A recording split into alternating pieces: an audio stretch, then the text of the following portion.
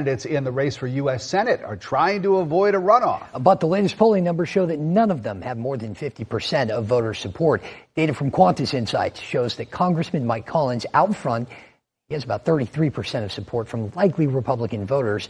Derek Dooley, Governor Brian Kemp's pick for Senate, appears to be gaining some ground, pulling in 22% and surging past Congressman Buddy Carter, who is currently sitting in third place at 14%. Carter is a self-proclaimed MAGA warrior and a pharmacist who served in the U.S. House of Representatives for the past 12 years. He believes his primary opponents have baggage that could take away from the Georgia GOP's fight against incumbent Democratic Senator Jon Ossoff. He told me he believes that he is the Republican Party's best shot at beating Senator Ossoff when we sat down on the record. This is your first statewide race. Yes. As you travel the state, this big state, and you talk to voters, what do they tell you is their biggest concern, and how would you fix it if you were elected to the U.S. Senate? First of all, safety, and then obviously the economy. I think those are the two biggest issues that people are talking about now. And if you talk about safety, you see that the Trump administration, during his second administration, he has made our country more secure by securing our borders.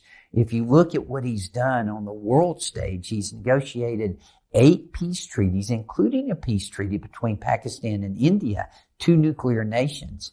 And he has also addressed a 47-year war with Iran and the terrorists in Iran, the leading state sponsor of terrorism. And I applaud him for that. They also talk about the economy. We've improved the economy by putting more money in people's pockets. So the impact of the policies of the second Trump administration are beginning to be felt. And I would agree with the president. The economy is doing much better.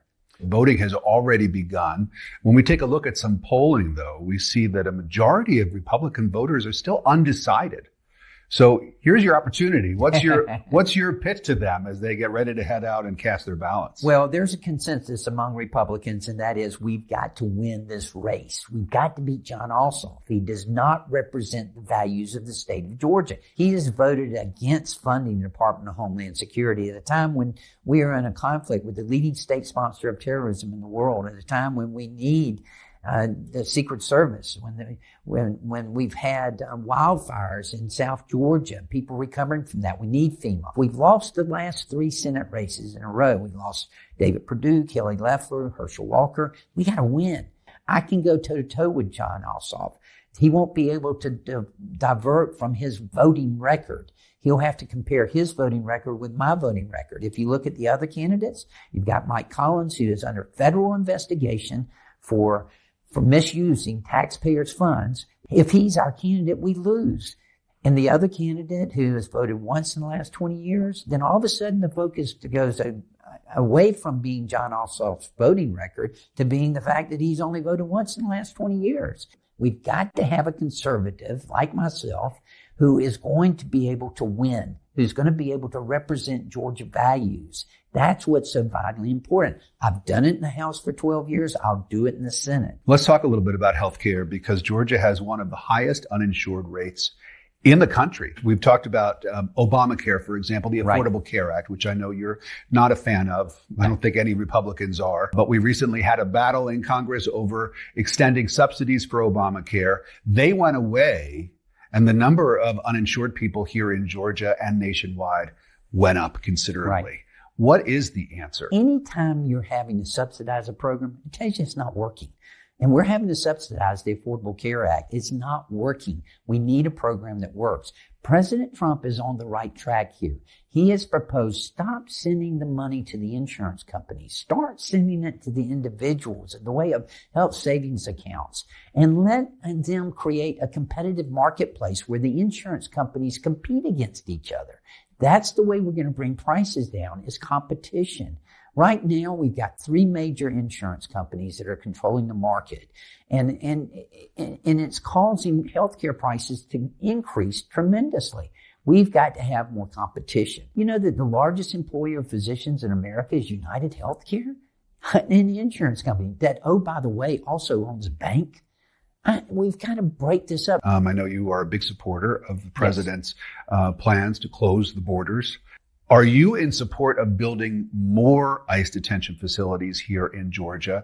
And do you want to see ICE agents on the streets of Atlanta the way that we've seen them in other cities? I want to see us do whatever we've got to do in order to get this under control. For 4 years during the Biden-Harris administration, Jon Ossoff and the Democrats voted to support open borders, resulting in 15 million illegal immigrants coming across those borders. We would be naive to think that some of those were not criminals. We've got to make sure, first of all, that we get rid of those criminal illegal immigrants. Now, the tragedies, and they are tragedies that you pointed to, about what happened in Minneapolis. If you look at that, that is a result of the Democratic leadership in those areas not cooperating with ICE and encouraging people to resist.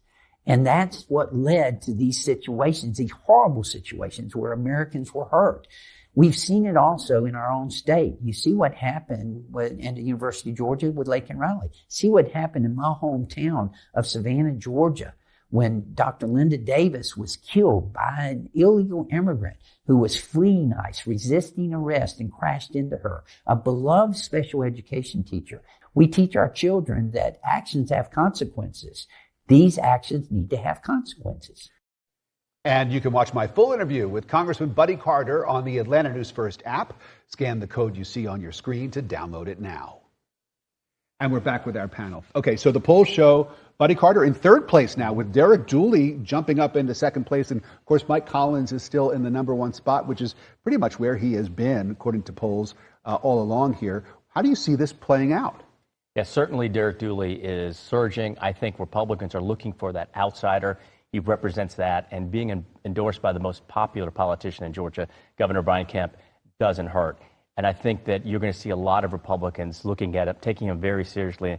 And I think he's going to start surging in the polls even more.